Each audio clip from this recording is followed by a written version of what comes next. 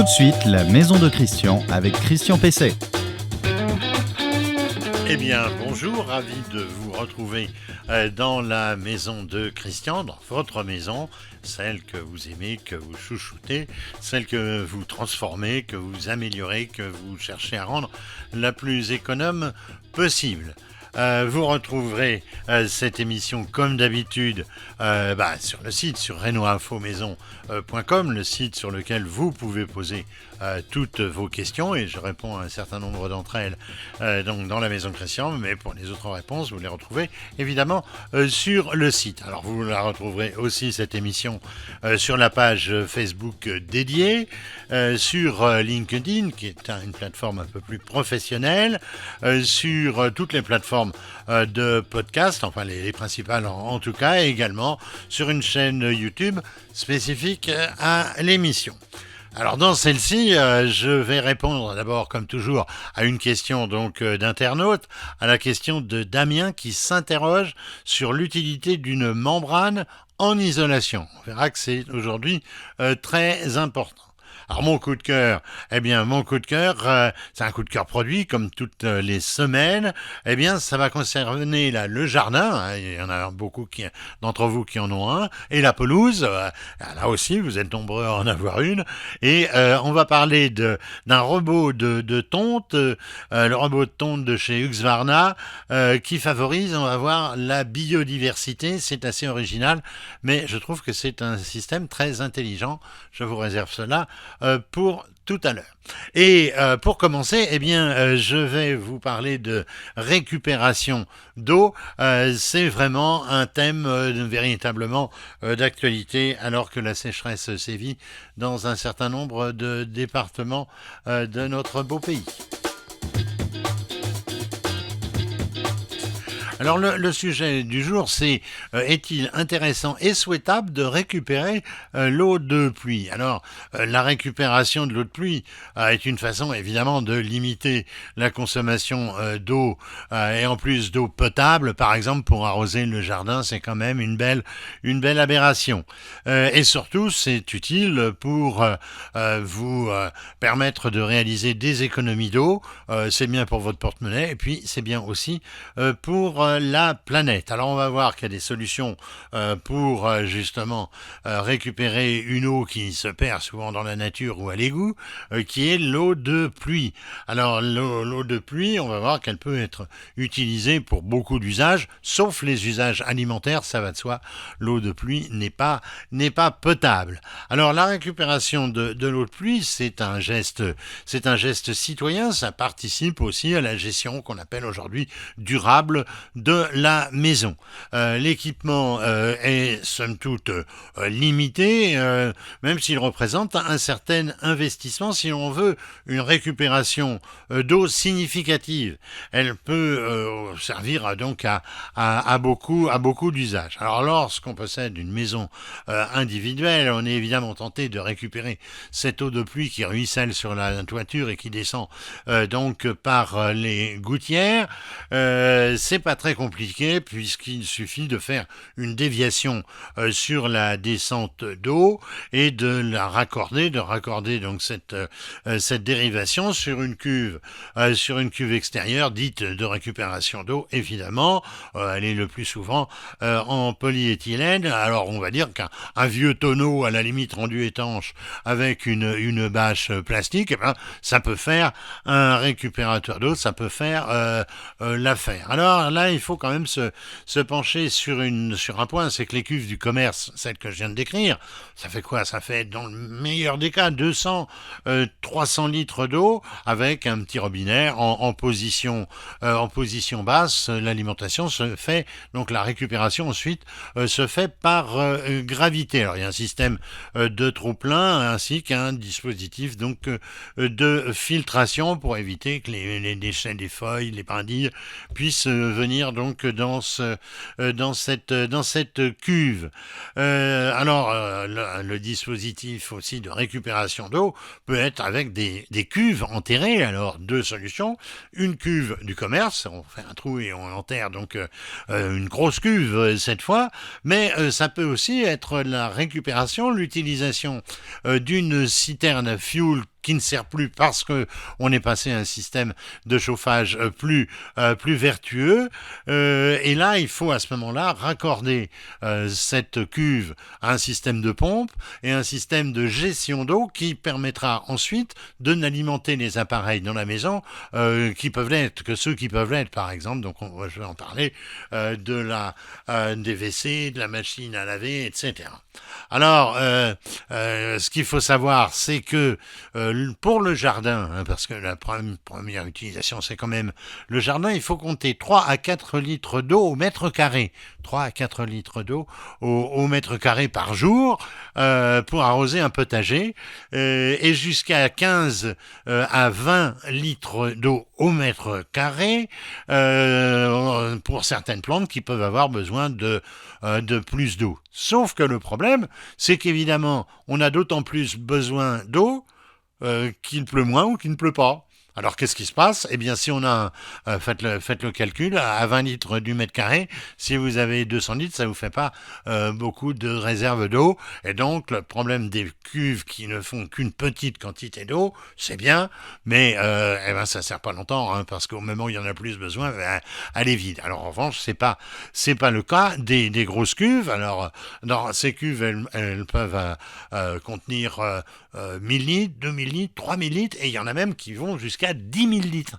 Alors là, évidemment, ça commence à devenir du sérieux, et elles ne peuvent être qu'enterrées, évidemment, ces cuves. Alors, avec de telles cuves, on peut évidemment alimenter le jardin toute l'année, et même utiliser de l'eau récupérée pour la maison. Alors, attention, je l'ai dit tout à l'heure, mais l'eau de pluie n'est pas potable, donc elle n'est pas consommable, mais elle n'est pas utilisable non plus pour les usages qui mettraient l'eau en contact de la peau. Elle n'est pas possible, l'utilisation n'en est pas possible quand on veut par exemple laver des assiettes, des verres, tout produit, tout accessoire alimentaire. Donc on voit que, par exemple, vous ne pouvez pas vous en servir pour vous laver.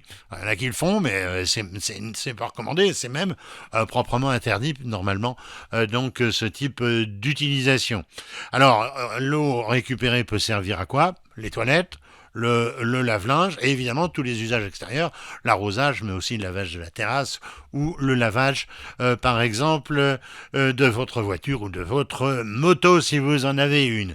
Alors pour une utilisation sélective véritablement dans la maison, eh bien il faut, je l'ai dit tout à l'heure, un gestionnaire d'eau, une pompe généralement immergée, un surpresseur et un dispositif de bascule qui permet d'alimenter la cuve quand elle est vide, avec cette fois de l'eau potable du réseau et d'alimenter les appareils directement. Il y a là des systèmes sanitaires véritablement performants qu'il faut évidemment utiliser. Alors une autre solution, c'est la remise en service d'un ancien puits ou le captage d'une source ou procéder à un forage. Autant de projets, j'aurai l'occasion d'en reparler, qui sont soumis à des réglementations et à des autorisations. Votre question à Christian Pesset. Alors la question à Christian Pesset, elle m'est posée par Damien. Alors que me dit Damien? Damien me dit: je suis en train de faire une extension à ma maison existante, BBC, maison plein pied, c'est très bien. Pour l'isolation donc de l'extension, puisque l'autre elle est faite, je prévois de la fibre de bois en 140 mm sur les murs et de la ouate de cellulose pulsée, autrement dit projetée, en 350 mm d'épaisseur au sol de ce comble perdu. Est-il vraiment indispensable d'y mettre un pare-vapeur et si oui, de quel type? Je pensais une membrane, il est déjà au courant de son sujet, je pensais une membrane Vario extra de Isever. Dois-je en mettre aussi dans les cloisons des murs intérieurs comment m'affranchir des rails, vous savez, pour bloquer la laine de verre et poser donc des plaques, des plaques de plâtre, en clair du placo. Alors, les options d'isolation qu'il évoque sont bien, hein, ce sont de bonnes solutions. Il faut vérifier évidemment l'épaisseur des isolants en fonction de son lambda, vous savez, le coefficient donc d'efficacité.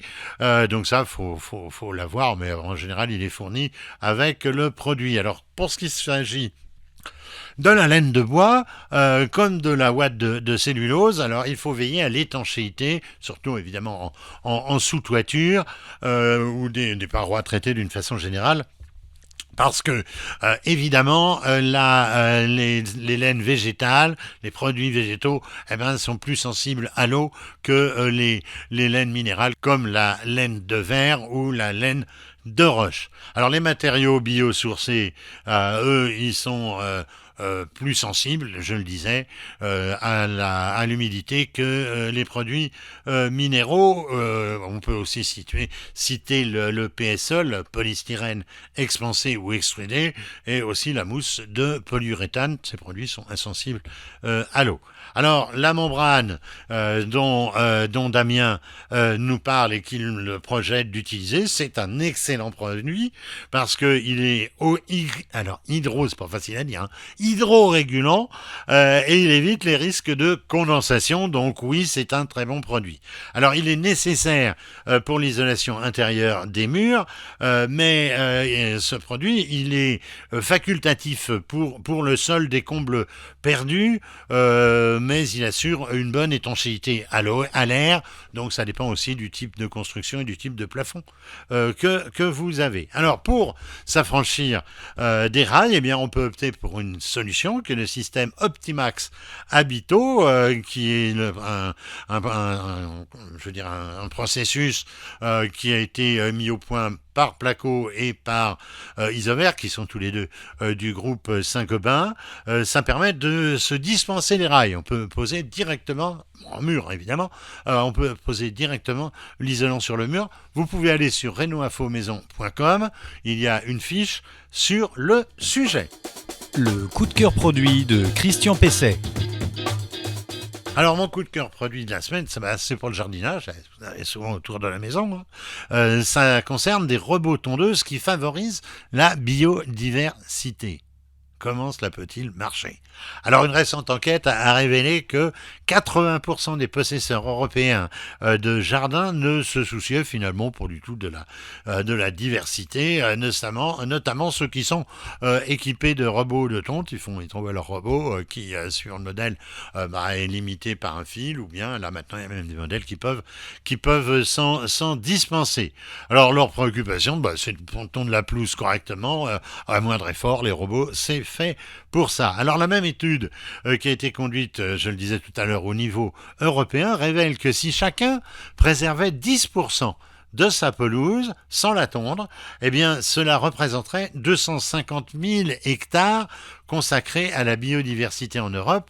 C'est vraiment pas mal, et 10%, c'est pas grand-chose. Alors, devant ce constat, eh bien, Husqvarna, la marque spécialiste dans les matériels d'entretien des jardins et des espaces verts, eh bien, ils ont eu l'idée de développer sur leur robot une fonction qui réserve 10% automatiquement de la pelouse, donc à la biodiversité. Autrement dit, ils ne tournent pas.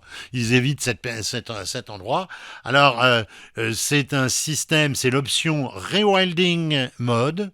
Au passage, vous admirerez mon accent anglais, qui est disponible sur un certain nombre de leurs modèles avec l'application de la marque, et ça concerne plusieurs modèles de robots de tonte de celle-ci. Alors, on n'arrête pas le progrès, comme on dit. Hein. Ça fonctionne grâce à une cartographie satellitaire. L'application propose une zone de base de votre pelouse, et puis si ça vous plaît pas, vous pouvez évidemment, comme on dit, prendre la main et vous restez libre de modifier cette zone. Alors évidemment, cela suppose de revoir un peu le mode habituel du gazon. C'est plus tout à fait la mode des gazons tondus impeccables, draps, etc. Là, on entre aussi dans la possibilité de jouer sur la diversité. Cela suppose donc d'accepter une zone. Alors on parle de réensauvagement dans son jardin. Alors il y a un site internet, je vous renvoie à leur site parce que comme c'est valable sur plusieurs modèles, je ne vais pas vous donner évidemment de prix. Alors voilà, la maison de Christian, le nouvel épisode de cette émission touche à sa fin. Vous aurez une nouvelle émission samedi prochain. Vous pouvez évidemment consulter cet épisode et tous les antérieurs. Alors sur le site renoinfomaison.com, sur les principales plateformes de podcast, sur LinkedIn, sur notre nouvelle chaîne YouTube La Maison de Christian et sur la page Facebook de l'émission. Je vous dis à la semaine prochaine. Travaillez bien dans votre maison, entretenez-la, faites-la évoluer, mais ne présumez jamais de vos compétences et de vos forces. Il y a aussi des artisans pour cela et qui travaillent pour la plupart très bien. À la semaine prochaine.